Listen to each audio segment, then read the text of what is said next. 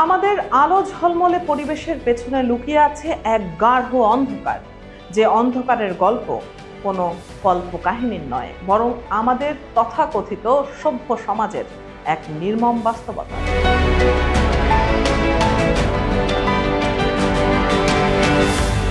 আমরা এমন এক যুগে দাঁড়িয়ে আছি যেখানে মানুষের শিক্ষাগত যোগ্যতার সনদপত্র আকাশ ছুঁয়েছে, মানুষের পদমর্যাদা বেড়েছে, পকেটের অর্থনৈতিক সক্ষমতা বেড়েছে বহুগুণ।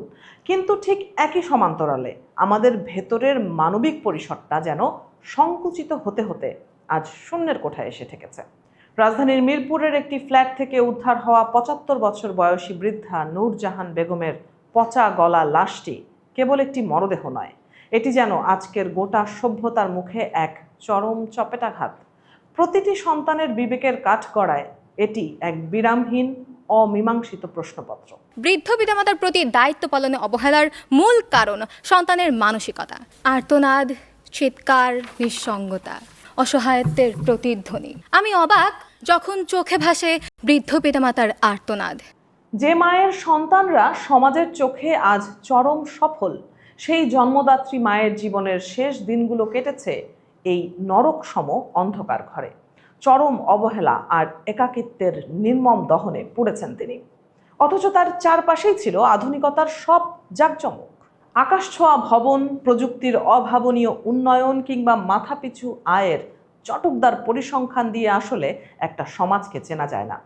একটা সমাজ কতটা উন্নত তা বুঝতে হলে দেখতে হয় সেই সমাজ শিশুদের কতটা আগলে রাখে আর প্রবীণদের কতটা সম্মান দেয়। নরম ফুলের গান, তুমি গরম ভাতের ভাব, মধুর আমার মায়ের হাসি। কারণ জীবনের শুরু আর শেষ, এই দুই প্রান্তেই মানুষ সবচেয়ে বেশি অসহায়, সবচেয়ে বেশি নির্ভরশীল। ৩১ মে মিরপুরের পল্লবীর একটি ফ্ল্যাট থেকে উদ্ধার করা হয় মা নূরজাহান বেগমের পচা গলা এবং পোকায় ধরা লাশ। যে দৃশ্য দেখে শিউরে উঠেছে উপস্থিত সাধারণ মানুষ থেকে শুরু করে আইনশৃঙ্খলা রক্ষাকারী বাহিনী। সভ্যতার সমস্ত অহংকার যেন ধুলোয় মিশে গেছে সেই ঘরের মেঝেতে। সবচেয়ে ভয়ঙ্কর এবং অবিশ্বাস্য বিষয় হলো, একই ফ্ল্যাটের পাশের রুমে থেকেও একজন স্কুল শিক্ষিকা মেয়ে টের পাননি তার গর্ভধারিণী মায়ের মৃত্যুর খবর। অন্যদিকে সমাজের উচ্চ স্তরে সুপ্রতিষ্ঠিত ছেলেরাও দীর্ঘদিন ধরে নেননি এই বৃদ্ধা মায়ের কোনো খোঁজ খবর। জীবনের শেষ দিনগুলোতে একাকিত্বের চরম অন্ধকারে বিছানায় পড়েছিল তার নিথর দেহ। মায়ের হাত ধরেই তো একটা শিশু পৃথিবীতে প্রথম হাঁটতে শেখে। মা নিজের ঘুম, নিজের স্বপ্ন, নিজের সমস্ত আরাম বিসর্জন দিয়ে সন্তানের জীবনটাকে আলোয় আলোয় ভরিয়ে তোলেন। সেই মাই কি তবে একসময় সন্তানের জীবনে অপ্রয়োজনীয় এক চরম বোঝা হয়ে যান? মানুষের প্রয়োজন কি তবে শুধু মায়ের বুকের দুধের সময়টুকু পর্যন্তই সীমাবদ্ধ? সন্তান যত বড় হতে থাকে, মায়ের প্রতি ভেতরের টান কি ততটাই ফুরিয়ে যায়? প্রযুক্তির এই হুলস্থুল যুগে আমরা আজ কৃত্রিম বুদ্ধিমত্তা নিয়ে বিশ্বজুড়ে বিস্ময় প্রকাশ করছি। আজ রোবট মানুষের কাজ করে দিচ্ছে, জটিল সব অ্যালগোরিদম মানুষের হয়ে সিদ্ধান্ত নিচ্ছে, যন্ত্র মানুষের ভাষাও অনায়াসে পড়ে ফেলছে।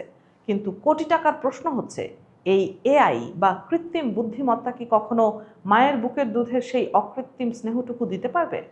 একটা সফটওয়্যার কি কখনো সন্তানের জ্বরের রাতে মায়ের নির্ঘুম উদ্বেগের বিকল্প হতে পারবে? অফিসে বের হওয়ার আগে অনেকের স্ত্রী হয়তো শার্টের কলার ঠিক করে দেন, বোতাম লাগিয়ে দেন, কিন্তু আমরা কি আজ পুরোপুরি ভুলে গেছি একদিন এই মাই পুরো শার্টটা আমাদের গায়ে পরিয়ে দিতেন? স্কুলে যাওয়ার আগে পরম মমতায় চুল আঁচড়ে দেয়া, টিফিন গুছিয়ে দেয়া কিংবা জুতোর ফিতা বেঁধে দেওয়ার সেই হাত দুটোকে আমরা আজ কোথায় হারিয়ে ফেললাম? সন্তানের সামান্য একটু কাশি হলে যে মা রাতভর অশ্রুপাত করতেন, সেই মায়ের শেষ পরিণতি আজ এমন কেন? যে মায়ের সন্তানরা আজ সমাজের চোখে সফলতার শীর্ষবিন্দুতে, যার বড় ছেলে সরকারের উচ্চপদস্থ কর্মকর্তা, যুগ্ম সচিব, মেজ ছেলে বুয়েটের সম্মানিত শিক্ষক এবং একমাত্র মেয়ে একজন স্কুল শিক্ষিকা, সেই জন্মদাত্রী মায়ের থাকার ঘরটি ছিল নোংরা, ডাস্টবিনের মতো অস্বাস্থ্যকর এবং চরম অবহেলিত। নূরজাহান বেগমের এই করুণ মৃত্যুর ঘটনা কেবল একটি পরিবারের ব্যর্থতা নয়, এটি আমাদের বর্তমান সময়ের কুৎসিত সামাজিক আয়না। আজ আমাদের চারপাশের এই পচন দেখার জন্য কোনো গুগল কিংবা চ্যাট জিপিটির প্রয়োজন হয় না। চোখ মেললেই তা স্পষ্ট দেখা যায়। অবশ্যই কোনো ঘটনার পূর্ণ সত্য আদালত ও সুষ্ঠু তদন্তের মাধ্যমেই নির্ধারিত হবে। ইতোমধ্যে এই চরম অবহেলা ও নির্মমতার বিরুদ্ধে আইনি পদক্ষেপ নেওয়া হয়েছে। নূরজাহান বেগমের মৃত্যুর সঠিক কারণ অনুসন্ধান এবং তার সন্তানদের বিরুদ্ধে কেন মা বাবার ভরণ পোষণ আইন অনুযায়ী শাস্তিমূলক ব্যবস্থা নেওয়া হবে না তা জানতে চেয়ে সুপ্রিম কোর্টের হাইকোর্ট বিভাগে একটি রিট আবেদন দায়ের করা হয়েছে। এই রিট আবেদনটি আমাদের মনে করিয়ে দেয়, সমাজ যখন নিজের নৈতিক দায়িত্ব এড়ায় তখন বিচার বিভাগকেই শেষ ভরসা হিসেবে দাঁড়াতে হয়।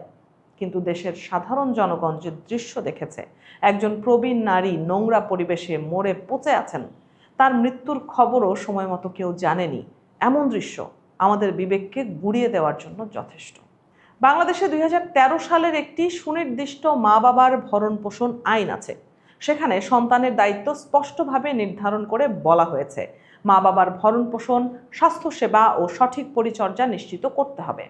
এই হৃদয় বিদারক ঘটনার পর জনপ্রশাসন মন্ত্রণালয় থেকে সেই আইন অনুযায়ী অভিযুক্ত যুগ্ম সচিব সন্তানের বিরুদ্ধে আইনি ব্যবস্থা গ্রহণের প্রক্রিয়াও শুরু হয়েছে।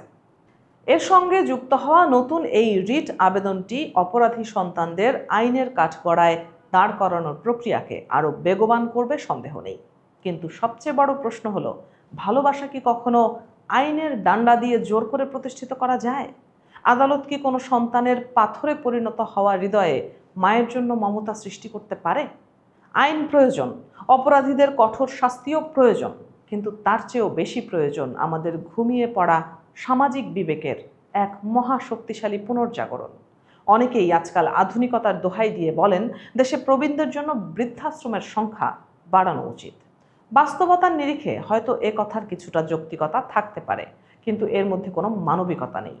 কোনো পরিবার বিশেষ কোনো পরিস্থিতিতে প্রবীণদের সেবা দিতে সাময়িকভাবে অক্ষম হতে পারে, কিন্তু সেই অক্ষমতা কখনোই আমাদের সামাজিকতার মূল চরিত্র হতে পারে না। আমরা কি আসলেই এমন একটি সমাজ বিনির্মাণ করতে চাই যেখানে মা বাবার শেষ জীবনের একমাত্র ঠিকানা হবে কোনো এক যান্ত্রিক প্রতিষ্ঠান, তাদের নিজেদের পরিবার নয়? বৃদ্ধাশ্রম কখনো সন্তানের ভালোবাসার বিকল্প হতে পারে না।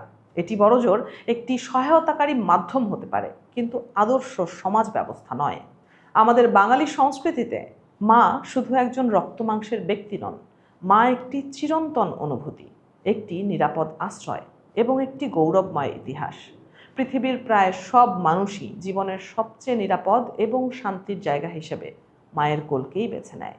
অথচ সেই পরম আশ্রয়ের মানুষটি যদি জীবনের শেষ প্রান্তে এসে নিজের ঘরে নিজের সন্তানদের এত কাছাকাছি থেকেও এমন পৈশাচিক অবহেলার শিকার হয়, তবে আমাদের তথাকথিত অর্থনৈতিক উন্নয়নের সমস্ত ভাষণ এক নিমেষেই নিষ্ফলা ও অর্থহীন হয়ে পড়ে। দর্শক, আজ আমাদের প্রত্যেকের এক চরম আত্মসমালোচনার সময় এসেছে। সন্তান হিসেবে আমরা আসলে কেমন? আমরা কি নিয়মিত আমাদের বৃদ্ধ মা বাবার খোঁজ নেই? আমরা কি তাদের পাশে বসে দুটো সুখ দুঃখের কথা বলি, একটু সময় কাটাই? নাকি প্রতি মাসে কিছু টাকা পাঠিয়ে কিংবা একজন বেতনভুক্ত পরিচর্যাকারী রেখে আমরা ভাবি সন্তান হিসেবে আমাদের সমস্ত দায়িত্ব শেষ হয়ে গেছে? মনে রাখবেন, সভ্যতার প্রকৃত মানদণ্ড কোনো প্রযুক্তির উৎকর্ষতা নয়, মানুষের হৃদয়ের বিশালতা। যে সমাজ তার মাকে সম্মান করতে শেখে না, সে সমাজ শেষ পর্যন্ত নিজের মানবিক ভিত্তিটাই ধ্বংস করে ফেলে। মিরপুরের নূরজাহান বেগমের এই করুণ মৃত্যু আমাদের জন্য কেবল একটি সাধারণ সংবাদ নয়, এটি একটি জ্বলন্ত সতর্কবার্তা। এটি একটি বিরামহীন প্রশ্নপত্র, যার উত্তর আজ প্রত্যেকটি সন্তানকে নিজের বিবেকের কাছে দিতে হবে। যখন আমাদের সবচেয়ে বেশি প্রয়োজন ছিল, মা তখন ছায়ার মতো পাশে ছিলেন। আজ মায়ের জীবনের সবচেয়ে অসহায় সময়ে আমরা সন্তানরা ঠিক কোথায় দাঁড়িয়ে?